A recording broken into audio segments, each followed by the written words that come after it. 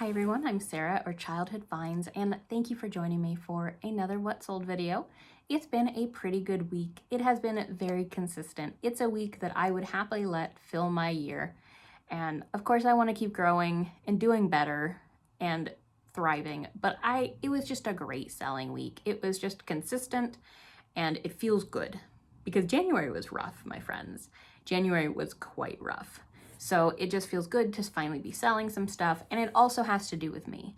It was a lot that had to do with me. I was working too much. I put too much onto my plate and I let eBay hit a back burner and it showed.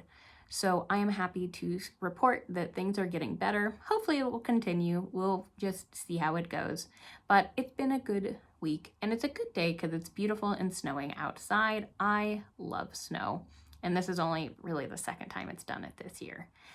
I also wanted to say thank you on my last What Sold video for giving me feedback that you did like the sharing the profits. So I will absolutely try to include that once a month. I think I'll probably just start doing it at the end of the month, just as another added to just share with you what's really going on, how much I'm really making, what's it really like when you look at the numbers of an eBay business. So let's go ahead and get started. This week also, I have a ton of just different items to share with you. This week definitely exemplifies how much of an everything seller I am and why it's beneficial for me to do so, because that's why I get these sales. If I could niche down, I probably would, but probably not. I don't know. I like being an everything seller, so it definitely helps in my area. So we're gonna go ahead and get started. I have some on Mercari and Poshmark as well. Cross-listing is still not going great, but I'm trying. I'm gonna keep pushing this year to try to do better than last year with my cross-listing sales. The extra income is worth it. It's not a ton, guys, absolutely not a ton, but it adds up. And it's just like being monetized on YouTube. It's not a ton, but little bits add up so that you can keep flourishing in a business. So let's go ahead and get started with sales. Okay, so first we're going to start with a Bible. This I actually just got yesterday from my friends. My friends do a lot of book sales, but they know that religious material for me is really easy to sell, so they let me take it. And we're doing it on kind of a consignment, so I'm going to be paying up for this item, which I'm totally fine with because books are easy and this sold really fast, and this kind of material always sells fast. So I'll be paying up for this to them, and I will, they really haven't done much on YouTube yet, but if you're interested in book stuff, I will link them down in the description, and hopefully they will start to do more stuff because I'm pushing them a little because I know that they would enjoy it. And so this is just a Christian Motorcyclist Association, a Holy Bible Writing for Son, leather, 1992, New King James Version, sold for full asking of $35 in a day. And this is so the only solds I could find of this item were on WorthPoint, and the highest was 20.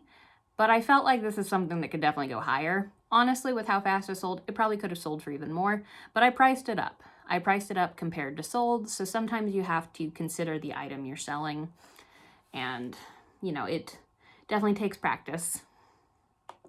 And sometimes you're completely wrong, but this is a UB40 Labor of Love Vinyl LP 1983. This sold for a best offer of $14. And it's a reason of why I really like international selling on eBay. I don't get a ton of them, but a lot of my items that are longer tail or maybe even are priced too high that I haven't changed the price on because the market's gone down tend to sell well that way because I think not as many people do international sales. And I'm totally fine if I do it through the global shipping program. And that's, knock on wood, I haven't had an issue yet. I know it's probably coming because I said I hadn't had an issue of returns on Poshmark and then I got hit with it the next week. So it's probably coming. But so far it's been a very painless procedure and I really have enjoyed it. I know that you can make more sales if you're willing to ship on your own because it'd be cheaper, but I like the protection because you don't get a ton of protection on eBay, but you tend to with the global shipping program. But this sold for best offer of $14 and it's going international. Should have looked where it was going. This is a Disney shopping store limited edition of 250 pin Chippendale St. Patrick's Day. Sold for a best offer of $30. I got this at an auction near me, and I think I have about $2.50 to $3 into this because it was in a little bundle. So about $2.50 to $3 into this pin. And this really isn't a market I've gone into much, but I was happy to give it a shot. And this is a Disney Store Mickey and Minnie Christmas Holiday Snow Globe from 2016. I was surprised this sold. I've been waiting for this to sell. I've probably had it a year and a half. I think it's gone through now 2 Christmas seasons, 2 rounds, and then it sold here in February. So that's why I just leave Christmas up all the time. It sold for the full asking price of $22.95. And just a reminder, guys, with these snow globes, do always ship them ground. You will have a bad time if you do priority and it goes up into the air because your glass is probably going to shatter. But I've shipped them ground for years and I've never had an issue yet. So, and this is my last compact of Polly Pocket. I have a couple little figures, but this is the last compact. So it's 1994 Polly Pocket Polyville Treehouse Bluebird Complete Figures Reed. And the reed was the top kind of removed when it shouldn't. So I just described, it's still completely functional, really had no other flaws, but there is definitely, let me see if I can show you. So that's why you just got it, like this came off this very top, and I don't think it was supposed to. So I just showed that in the comment or in the description, and got a best offer of 30. I was hoping for 35, but 30 was just fine. It's been listed for multiple months now, so that was probably the right price. This has been sitting in my death pile forever, probably at least 4 or 5 months. And I had a death pile of games and I finally just listed them all. And this is the Beatles Flip Your Wig game, 1964, Milton Bradley, poor condition. I took a best offer of $60. My best friend loves the Beatles, and I would have given this to her if it wasn't in quite terrible condition. So what my hope is that I eventually find one in better condition. Just because I'd rather give her one that's not like water damaged and the box is falling apart. So hopefully I'll come across another one that I'll be able to give her. But it sold for a best offer of $60. I paid $5. I'm totally happy with that. But it's the Beatles Flip Your Wig game. I think I already read this, guys. I think I did. My brain's all over the place. I will say I feel better this week. Now that I'm just back to full-time eBay and, part-time YouTube, I feel much better. This is the first Sunday that I'm having off besides doing a video in a very long time, and it's the most beautiful feeling. So guys, give yourself some time to breathe because I haven't for the last year, 2, and it showed. Next, we have a pony. I have 2 amazing pony sales, and actually one sold here and one sold on Mercari, but they're actually going to the same buyer. I don't know why. They ordered it on 2 different platforms, but more power to them. I'm happy. And so this is a My Little Pony Generation 3 Birth Flower Pony February Violet with brush, Toys R Us exclusive, $58, guys, for a little Generation 3 pony. $58. And I have 51 cents into each pony. So very excited. This took 6 months to sell, 6 to 7 months, because I was waiting for the higher price. I knew it would come eventually. I got a lot of very low offers, but I just waited because I knew I wanted something 50 or above is what I was aiming for. Next, we have a lot of 5 vintage brass towel rack, bar, bracket, holder, bathroom accents hardware. Sold for full asking of $30. These have been listed for quite a while. 6 to 8 months, from that background, at least 8 months probably. 6 to 8 months, we're gonna go 6 to 8. And I know that 5 is totally useless because you need 2 to boot your towel rack, but I didn't wanna just have 1 extra. So I just sold them in a lot of 5. That's probably why it took so long to sell, but then I wasn't just hucking 1 away. So maybe they have 1 and they can make it 6 if they have 1 already. But sold for $30. I probably didn't pay more than a couple bucks for these guys because I never pay more than that for hardware. And this is an Oregon Ducks 1995 Rose Bowl vintage single stitch t-shirt, size XXL Disney. Sold for best offer $25. We got this at a recent estate sale and paid about $1 or $2 for it. and really didn't take very long to sell at all. It was in really good condition. Pictures suck, guys. I'm still working on the pictures. I'm getting a little bit better as time goes on, but I'm trying to figure out my lighting. Hopefully when we move, I really settle down and figure out a clothing picture station, because I really want to ramp that up a little bit more. So hopefully I do. I'm getting a mannequin, so that'll be interesting to try out. Next, this is a Levi's 517 jeans, men's black boot cuts, casual solid denim, $34.34. These had a ton of interest in the beginning, but I just accepted a best offer of $15 in a day or two, because let's get them moving. I paid like $2 for them. Let's just get them rumbling out the door. This guy I just picked up at the thrift store, and I knew he was going to be something when I picked him up, because I've sold the smaller version of him for, I think, 20. So I was hoping for at least 30 plus. And this is a Commonwealth German Shepherd plush, 18-inch puppy dog, black tan, 2001. Sold for full asking of $55 in, I think, a day to day and a half. So I probably could have gone for 60. But these ranged from about 45 to 60 or so. The highest I ever saw was 60 for him. And it was definitely paid off. The 2001 seemed to be more scarce, so the older seemed to be better. And yeah, sold for 55 bucks. I paid $4 for this at a thrift store.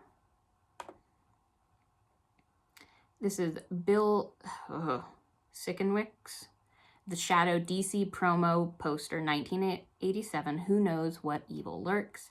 Sold for full asking of $20. I picked this up for, I think, like 50 cents at a yard sale. I picked it up with all the board games and the radios. So I remember, it's funny how you can pinpoint exactly where certain items came from, but some items you don't even know how they came into your life, but they're there. This one I can pinpoint exactly where I grabbed it. $20. This, my partner picked up because I would have never touched it because I don't know anything about tools. I'm going to try to do a little bit of tools this year. We'll see what happens. I don't know what I'm doing. If they're really cheap. And usually it's my partner picks them up, or my mother-in-law knows a little bit about like the planers and different things. So we'll see, guys. As always, just keep branching. This is a vintage S-Twing hatchet stacked leather handle sheath made in USA, as is. See pics. Sold for best offer of $22. If it was in better condition, definitely could have got quite a bit more. And I honestly probably could have got the full 25. I was happy with it. We didn't pay more than a couple bucks for it, so I was happy too. You know, just dipping the toes in the tool pool. This we just got at the estate sale. This one was $15, and it's a vintage crescent cast iron miniature stove with accessories, salesman sample, read. Sold for $80, and let me tell you, eBay's new shipping cubic program, I know that it can be useful, but I was the person that as long as it was under a cubic foot, I didn't care what dimensions were in. And guess who's getting that punished for that? And I had the wrong dimensions in for this, and so I ended up only having to pay a couple dollars more for the shipping. But do check your dimensions, guys. When I'm doing my end and sell similars now, I am checking all of my things above a pound for dimensions. I'm gonna be honest, I hate it. I really hate it. I would rather just go back to the regular shipping.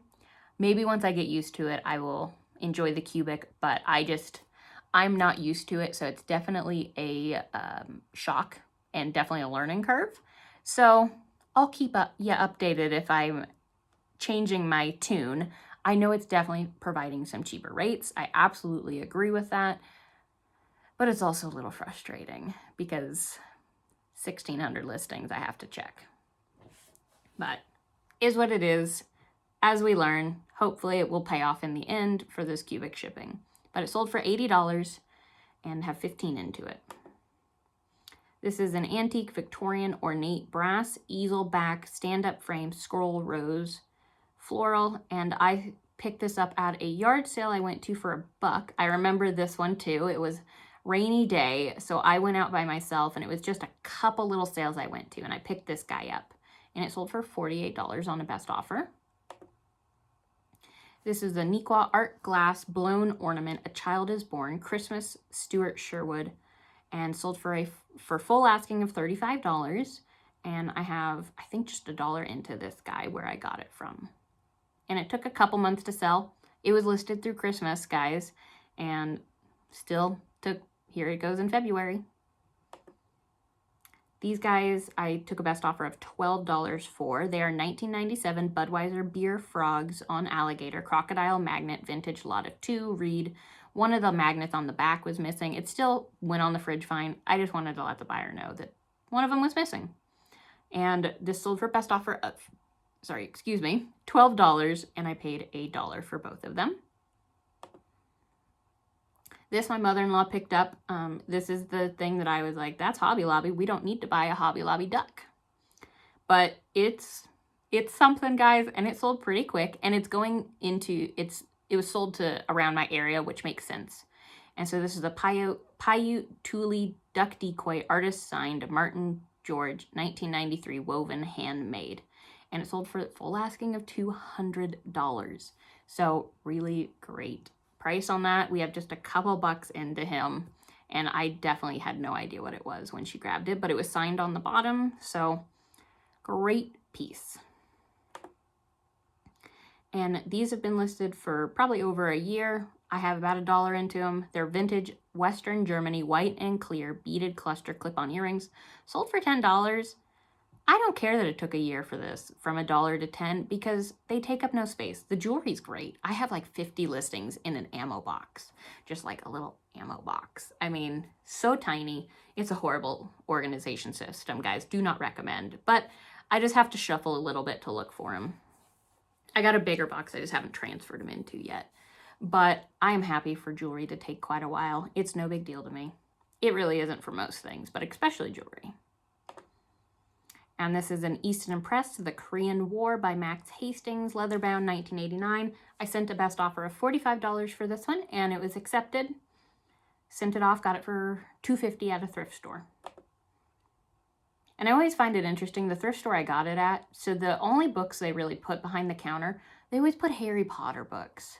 That's what, you know, I totally understand. I thought Harry Potter books were really valuable in the beginning, but they always put the, like, paperbacks that have seen some stuff or were in a library that are worth like nothing. They'll hide those in the counter and ask a ton of money for them. But they put the leather-bound Easton Press on the shelf. So who knows? I don't know what their system is, but I was happy that it is their system. And so this other one is Nixon, Ruin and Recovery, 1973, 1990 through 1990. Stephen Ambrose signed, first Easton Press leather. I took a best offer of $54 for this.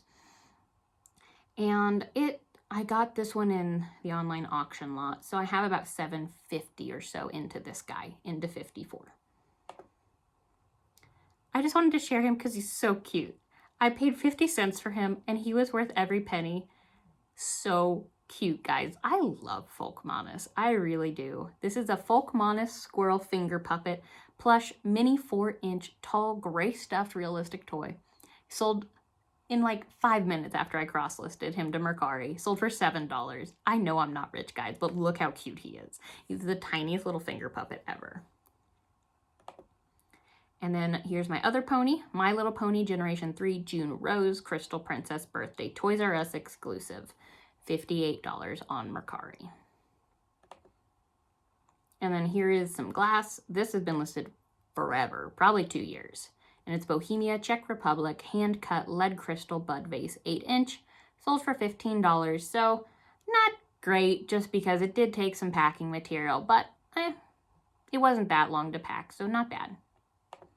And last we have Ticket to Ride Europe board game, Days of Wonder.